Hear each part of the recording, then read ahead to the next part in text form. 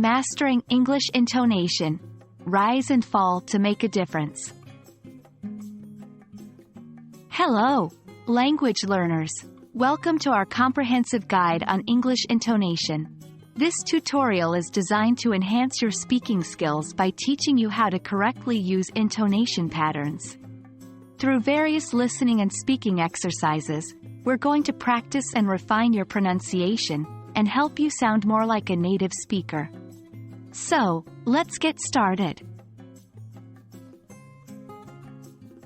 English is a stress-timed language, which means we don't pronounce every syllable with the same emphasis or the same length of time. One of the key elements in this is intonation, or the melody of the language. It's all about how your voice rises and falls as you speak. Intonation helps to convey meaning and can drastically change the way your sentence is understood. Now, we'll move on to practical exercises where we're going to listen to sentences and repeat them, focusing on the rise and fall of the voice. Questions in English often have a rising intonation.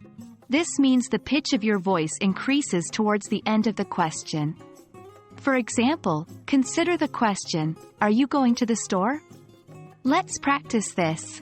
Listen carefully and repeat after me. Are you going to the store?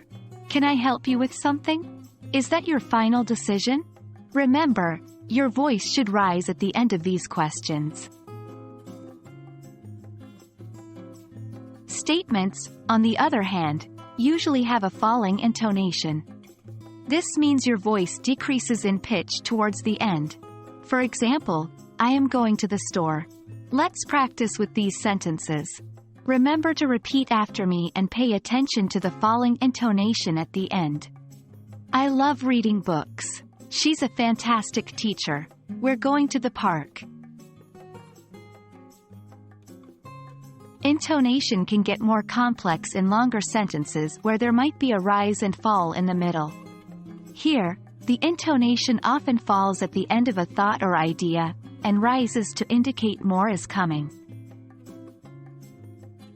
Listen and repeat these sentences. If you're going to the store, could you get some milk? Although I love reading books, I don't have much time for it. Even though she's a fantastic teacher, her classes are tough. Try to follow the pattern.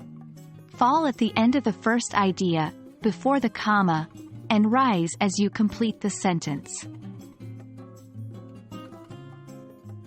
There we have it, folks. We've just explored the exciting world of English intonation patterns and how they can dramatically influence the meaning of your words. Keep practicing with different sentences, focusing on how your voice rises and falls, and you'll sound more natural and clear in no time. I hope this video was helpful and you've enjoyed our journey together. Remember, language learning is a marathon, not a sprint, so keep practicing and you will see improvement. Happy learning!